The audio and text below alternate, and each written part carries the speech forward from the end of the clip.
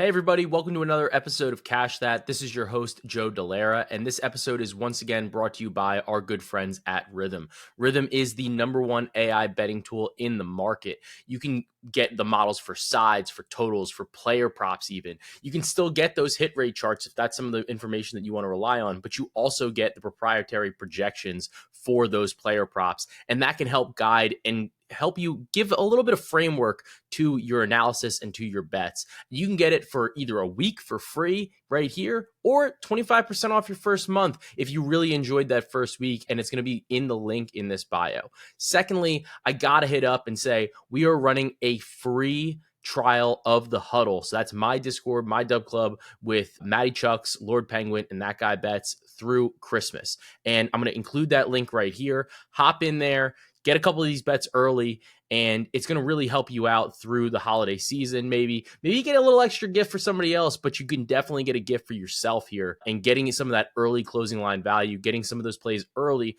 before all the bumps kind of hit once those plays go out on social, stuff like that. It's free. Give it a shot. See if it's for you. And that link's in the bio as well. Now, we just had that awesome NBA Cup final. Really, the whole cup I liked. The final was the Thunder kind of laid an egg, and that sucked because I think, the Thunder are one of the most exciting young teams in the league. I think that they are a title contending team despite that performance. But it did kind of give a little bit of pause to, I think, one of the issues with Oklahoma City. And the issue was the three-point shooting just wasn't really there. And that became a problem because while they were able to kind of hang tight with Milwaukee through the majority of the game, even up to like halftime or so, once they continued to not shoot threes, they continued to not go down. And that really allowed Milwaukee to kind of widen the gap. And it did also show like a little bit of a layer that reminded me of the Boston Celtics in a way before Boston kind of got over the hump and won their title last year. And the thing about that was like when the jumpers weren't, or when the 3-point shots weren't going down, and they kind of delved back into the Shea, Jalen Williams ISO ball scenario, it didn't work. It was because in this particular matchup, that was like a very tough thing to do against that type of drop coverage and the switchability and the help that Giannis was able to provide. So yeah, like you would normally think that maybe those guys could kind of cook maybe like a little bit against Brook Lopez, who's in a drop. But the problem is that especially for Shea, there's no like real threat of shooting a 3-ball. Like it's not something that's a super big part of his game. And then kind of the same for Jalen Williams. So there's a little bit less concern when you were in that drop. Whereas if you look at some of these other players like that have played well against Milwaukee, like even Atlanta, where you have Trae Young or like a Jalen Brunson, you have the scenario where some of these guys, when Milwaukee plays in that drop, there's a little bit more of a threat to pull up and shoot the three. And I think that is the thing that those guys were lacking. And because nobody else in the team was really making any threes, it kind of condensed things in the paint. It made it much more difficult for those guys to score because there wasn't real concern for the 3-ball against them. So I think that's something notable. I think it's something to keep an eye out for. And, maybe we see Presti kind of cash in a couple chips, get another 3-point shooter. But I will say Oklahoma City's 3-point shooting has been solid or relatively solid for the whole year. So like to me, this is a little bit of an outlier. And like, while I do have some pause that, in a big game situation, maybe they'll struggle again. Maybe there's a chance where they will fold and the lights will be a little too bright. But still, based on all the analytics, based on the adjusted net rating, the adjusted offense, adjusted defense, the fact that they don't have Chet Holmgren still, this is still a really, really strong, really, really elite team. And I think that there's going to be some buy opportunities for them moving forward. Like this game, like they're starting their first game against the Orlando Magic, and they are -6. This opened at -4.5. It's got bet up to -6. I genuinely, and I lean Oklahoma City in this spot. I think it's going to be a really strong bounce back spot. I know that you can kind of have that letdown game. The guys are in Vegas. You are at a rest disadvantage. However, Orlando's entire team, they obviously had some injuries to Paolo, to Franz, and they've played some tough matchups. However, I think that this Oklahoma City team is uniquely built in a way to kind of stymie what Orlando wants to do even offensively. And then defensively, I think that Isaiah Hartenstein is good enough on the interior to kind of deal with the Goga Patazdes, the Mo Wagner's of the world. So I would look at Oklahoma City in that spot. But I don't have a player prop for that game right now. I don't want to force it. This is a big slate. We have a big slate here. We have a big slate tomorrow. And we've got plenty of player props for you throughout this entire episode. So I wanted to start off with that game while I was talking about Oklahoma City, and then I'll talk about Milwaukee a little bit later in the episode. But the first player prop that I want to hit you with is Stephon Castle over 11.5 points plus assists. The Huddle got this right away, and I think that this has kind of moved since I gave it out. So at 12.5, I'm still cool with it. Last game, he only played about 23 minutes because there was like a slight injury issue, obviously, but now he's had a couple days off. I think he should be back to his normal minutes. He hit this in 16 of his last 20 games and gets this ultra soft Atlanta defense that also plays at one of the fastest paces in the league. I love this spot for Castle. I think he's going to be rested. And I genuinely think that this is just a little bit too low. It's one of my top rated rhythm props as well for this game and for this slate, where what we are projecting through rhythm for his points plus assist prop, we are looking at a 16.1 projection on the 12.5 points plus assists. So really, really like the spot for Stephon Castle. Now, I think, and I'm not biased at all, but I think that the biggest game on this slate is honestly the Knicks versus the Timberwolves. Besides the fact that I think it's the most compelling game from a spread perspective, from an on-court battle, the quality of both the teams, I think that this is a fascinating matchup because you have Karl-Anthony Towns against his former team in the Minnesota Timberwolves, and you have Julius Randle and Dante DiVincenzo against their former team in the New York Knicks. So this is obviously a little bit closer to home for me as a huge Knicks fan, but I do think that there is going to be some betting opportunity in this game. Minnesota opened as a 1.5 point favorite. They've actually been bet up to a bigger favorite. We're seeing mostly 2.5s in the market, but there is a +3 at Caesars, which I like. I'm going to grab that. I think that at a full possession at the +3, I really like the spot. I think that this is a little bit of a closer game. My rhythm model says that this should be about a pick'em. Dunks and Threes has this as like a 1 point game. So I do think that there's a little bit of value in the spread there.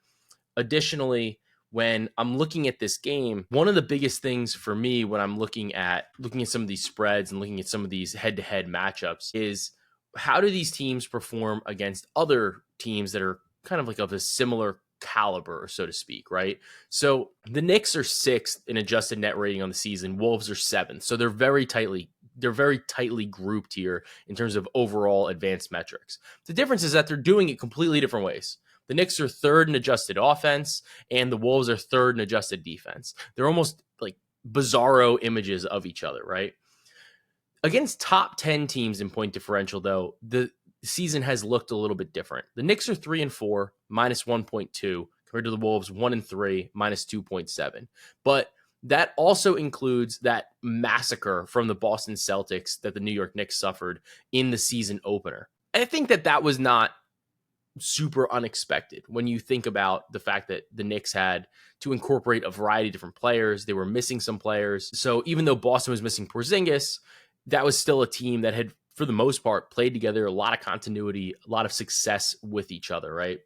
Let's narrow it down to the last month. So that was about let's throw out the first month of the year for both these teams and say, let's look at the last month of data. It's a little bit more relevant. These teams have played together. They've got more reps, what have you. Over the last month against these top 10 teams, Minnesota is 0-2, -4 net rating. The Knicks are 3-1 plus 10.7. Granted, 2 of those games were against the Orlando Magic.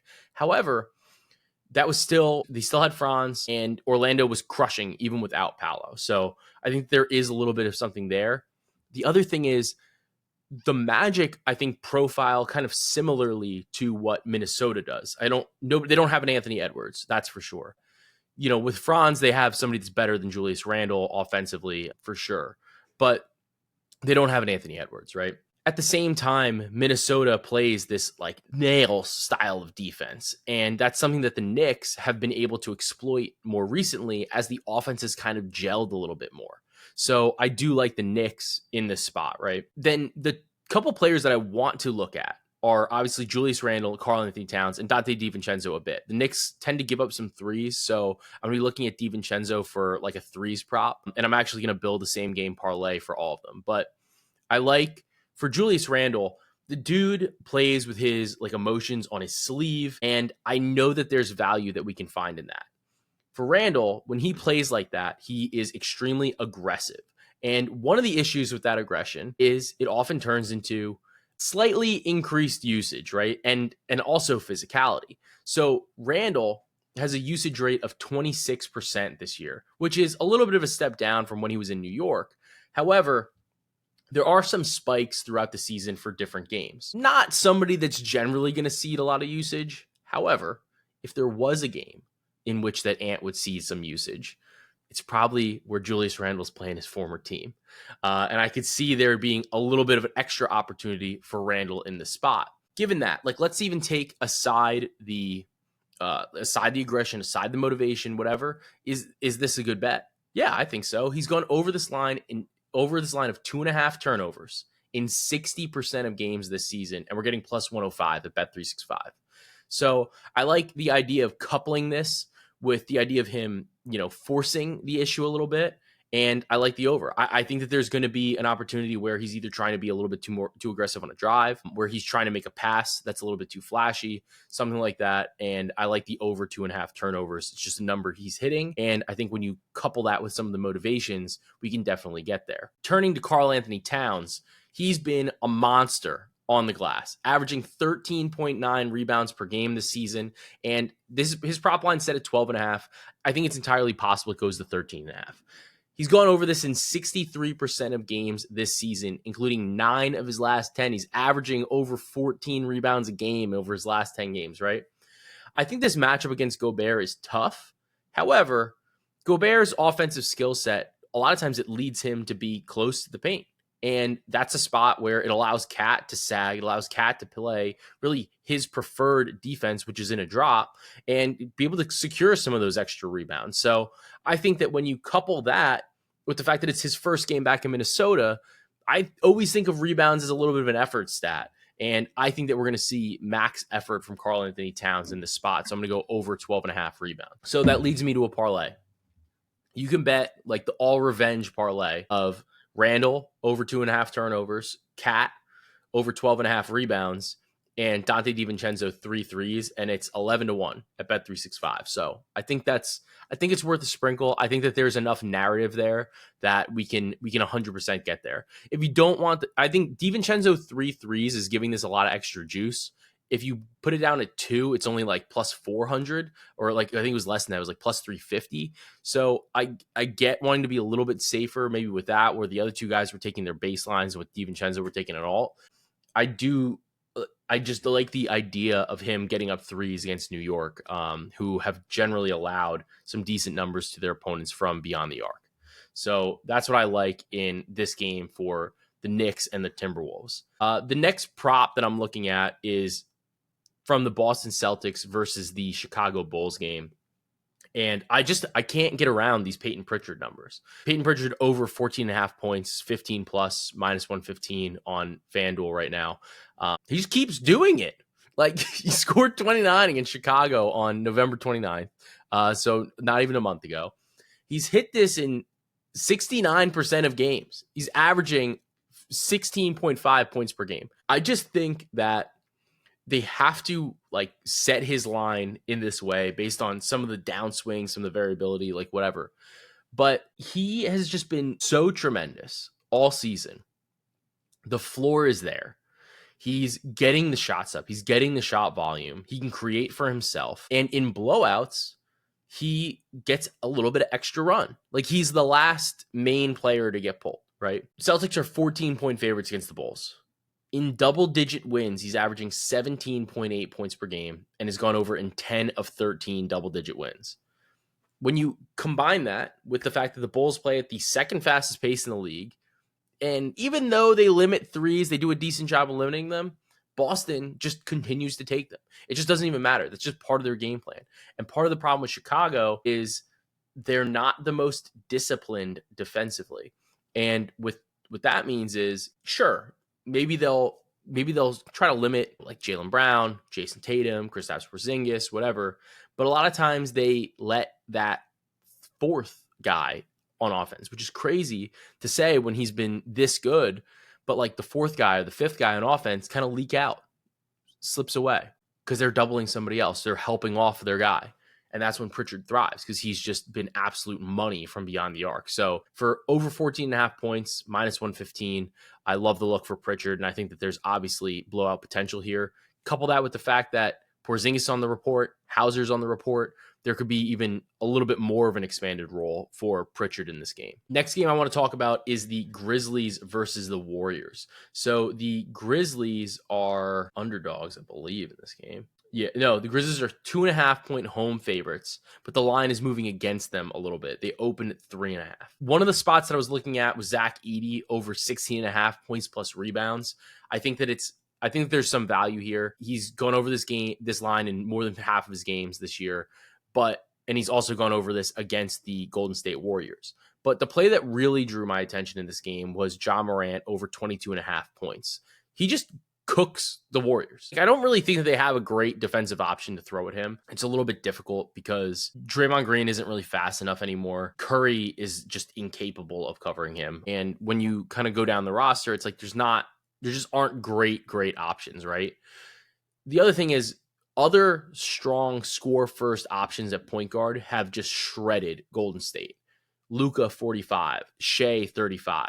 Dennis Schroeder, 31, now on the Golden State Warriors. So I do think that when you look at that, and then the fact that the Grizzlies play at the number 1 pace, the Warriors play at the number 8 pace, this is a really strong opportunity for Ja Morant to go over this line.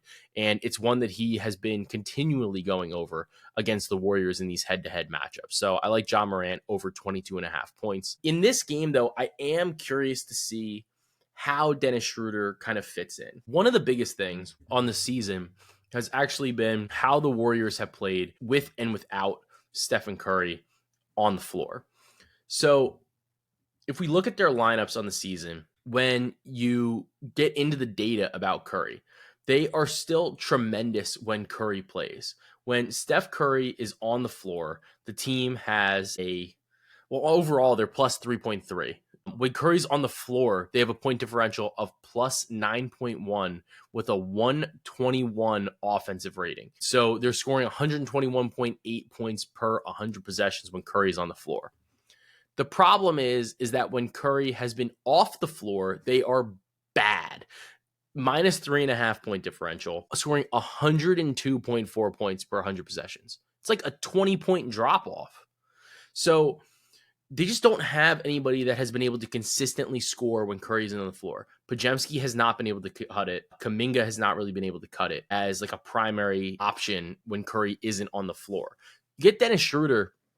As much as I think Dennis Schroeder's game has flaws to it, the fact that he is going to be able to effectively run an offense, set up some of the other guys on the team, and not only can he score from 3-point range, like you could play him with Curry and allow Curry to do a little bit more off-ball stuff, but he can score for himself and he can create for others off the bench. I think that those bench minutes are going to be very, very important for Golden State because you're narrowing the gap, right? Like you're saying it's not as big of an issue if Curry can't go like 35 to 40 minutes a game and he has to stay around like his, whatever it is, like 30-ish or like 32 minutes a game mark. So this is really important for Golden State.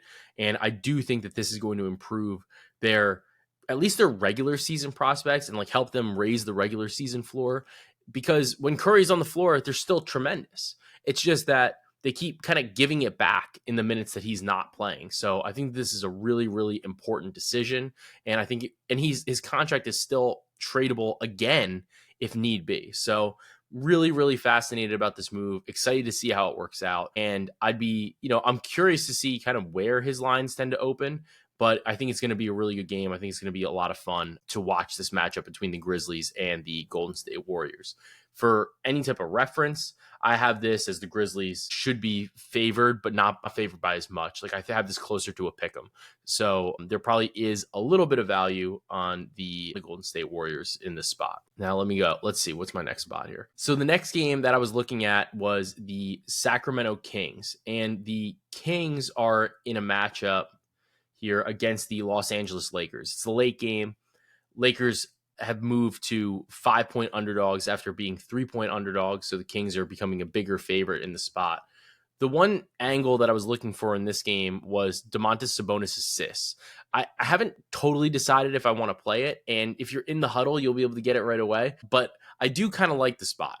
5.5 assists, -113. When he's played against Anthony Davis, this has been excellent for him. And I think it kind of makes sense when you're saying like, well, it's a little bit difficult for him to score against AD. AD is just such a tremendous defensive player.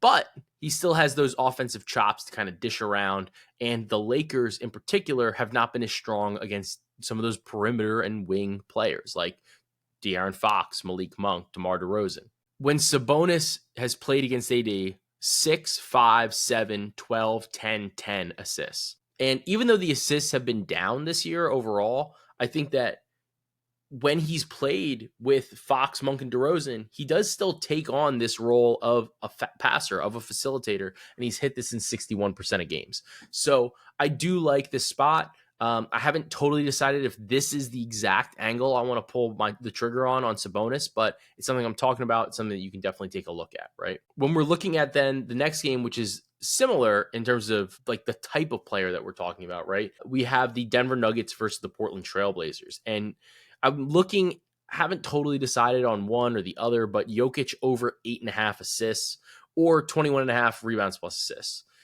Whenever he plays bad teams, he kind of tends to dime, and he's averaging 9.9 in his last 10 against Portland in terms of assists. My problem, though, was the rebounds are down against Portland a bit, probably because they make everything. And then if you couple that with like against Ayton, though, because he crushes Ayton. But Ayton's on the report, and I don't know if Ayton's playing. So this is kind of a spot where I have some ideas, but I need to have a little bit more clarity on the Portland injury report. If Ayton, I think I would like the RA instead, and I'd want to capture some of that rebounding upside. But if Ayton's out, I might just go right to assists and go with that. The one play that I do like in this game, though, and I bet, and I've recommended already, is Michael Porter Jr. over 7.5 rebounds plus assists. Now, MPJ's name has been out there in some of the trade rumors, and I always think that might affect the player, at least from like a scoring perspective if they're pressing a little bit. But for rebounds and assists, that's a counting stat. It's just like, are you out there? He's always on the floor. I'm a little surprised by the line, to be honest with you. It's like -150, so it's obviously really juicy. 88% hit rate this season. 2 misses are at 7. So to me, like the assist floor is pretty high. There's a little bit of upside there, though, especially lately. He's been dishing the ball a little bit more this season. And same with the rebounds. So if you don't have the 7.5 RA, I would maybe pivot to 5.5 rebounds. I just was a little surprised by this line. I thought it was a little light. And it's definitely something that, I'm looking at and I'm saying, well, like that seems like that seems like a good spot. That seems like a spot that we can try to exploit a little bit. It just, to me, I think the line is just off. I think it should just be 8.5 or maybe even like 9.5 with a lot of juice to the under. The 7.5, I just was a little bit shocked by. And even from Rhythm's perspective, we have Michael Porter Jr. at like really blowing by this line. We have his rebounds plus assists mark at 10.4.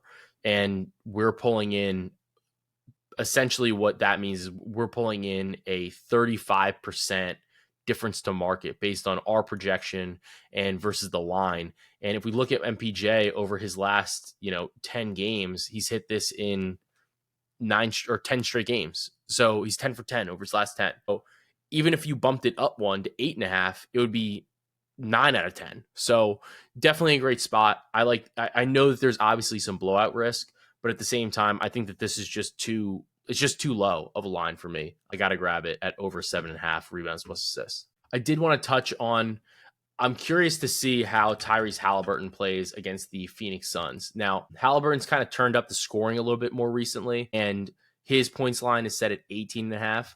The biggest issue to me, though, is that he's still been better on the road or at home than on the road.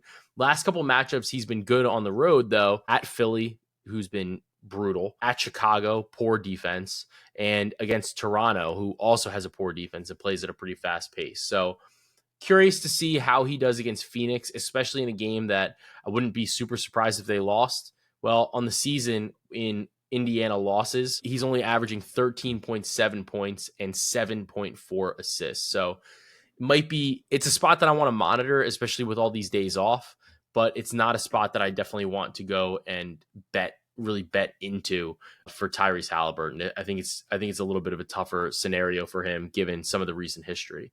Looking though at the Phoenix Suns, one of the players that I'm interested in Kevin Durant. I feel like you can always be interested in Kevin Durant. He's at 24.5, 25.5 for his points line. He's hit this in 5 of 8 games against Indiana over the past, couple of years. And even this season, he's hitting the 24.5 line, so 25 plus, 9 of 15 games. I do think that we probably see a little bit more expanded minutes. Again, one of those misses, he only played about 16 minutes in that game. So if you open it up to say 25 minutes, which is pretty much his minutes floor, this goes up again. He's averaging 26.6 on the season. So pretty soft matchup against Indiana. They don't really have a great defender to throw at him. And it's a matchup that he's really been able to exploit lately. So 24.5 points, not too crazy if it's something that you wanted, or even like a parlay piece if you want to add like a 20 points or something like that. Really don't mind. I think it's a good spot for Kevin Durant. There were no other games that I really had any props for, but I do think that when we're looking at the Clippers and the Mavericks, Luka Doncic has already been ruled out. The players that actually kind of benefit the most, Kyrie Irving sees an uptick in his scoring. He sees a little bit of an uptick in his assists, up to 6.5 per game without Luka Doncic this season. Klay Thompson, though, sees a pretty sharp decline in his scoring. Klay is only averaging 6.7 points in 3 games without Luka this season. His points prop right now is set at, let's find it. Let's get the most updated line. Is set at 15.5. He's been kind of cruising over this line of late, but I am curious to see like where this goes without Luka. So he scored 5, 0, and 15. So it's a little bit skewed in terms of, I think, what some of the outcomes are. But this has also been a strong matchup for him against the Clippers. So I'm not ready to jump all over it, but I do think that there is going to be, I would lean towards a Klay under if I had to. I think that part of the benefit that Klay has had really is when he's playing alongside of Luka. Luka's really been able to set him up. He's got a ton of gravity, and it's been very beneficial to him from beyond the 3-point line. He's got 1, 0, and 3 made threes. His 3-point line is over under 3.5. So definitely a spot that I'm considering. Haven't gone there yet. But the player that does benefit, or the 2 players that seem to benefit the most, are PJ Washington, jumps to 19.3 points and 11.8 rebounds per game without Luka, and Spencer Dinwiddie scores about 13 points a game, 6 assists a game without Luka this season. So those are a couple of the guys that I would tend to look at. And Klay, he's only played in 3 games that Luka's missed. Luka's missed 6 games this season. So definitely something to kind of keep an eye on. But those were a couple of the player props that I was looking at for this slate.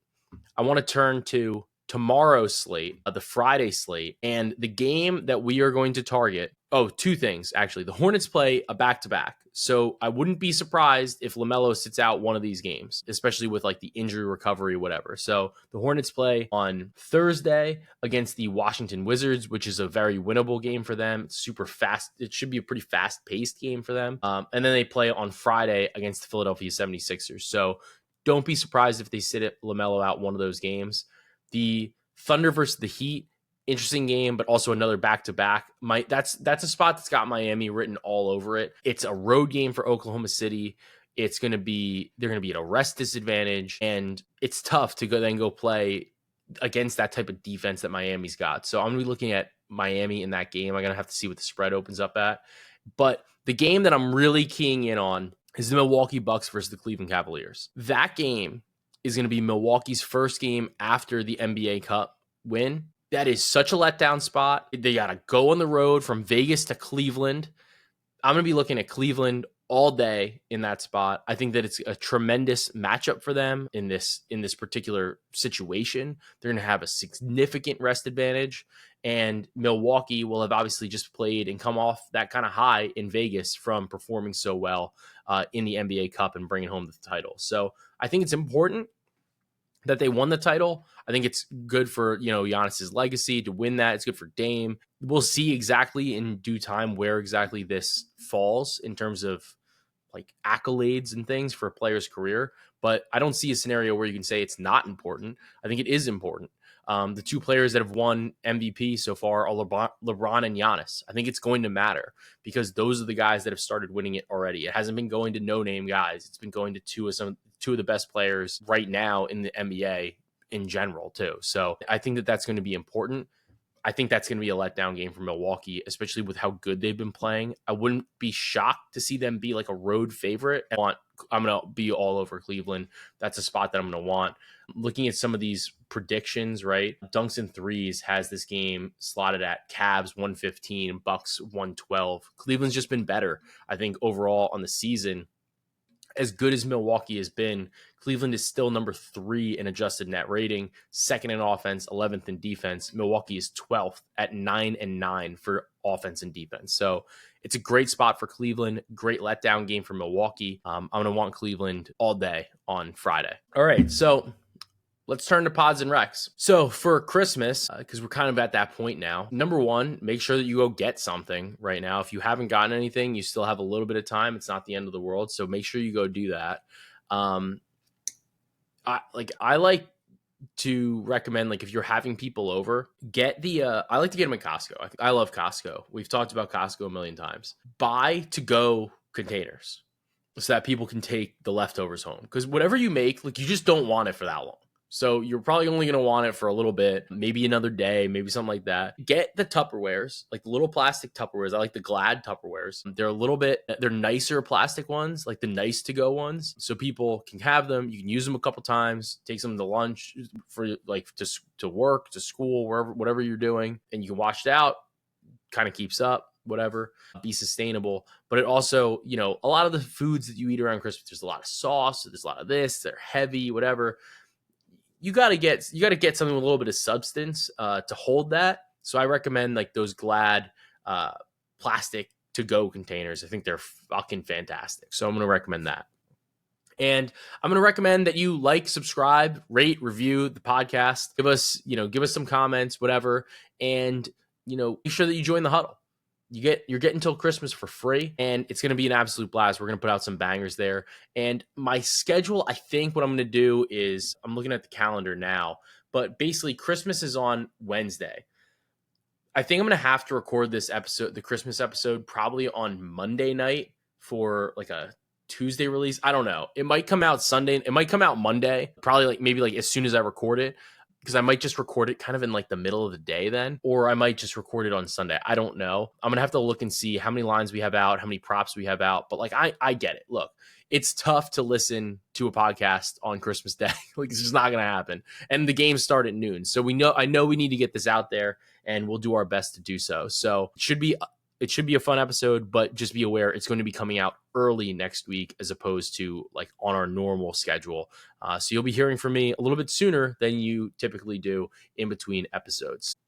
Once again, though, thanks for being here. And this episode is brought to you by our good friends at Rhythm, the #1 AI betting tool in the market. Get it for free. Get it for 25% off your first month with the link in the bio, and use it.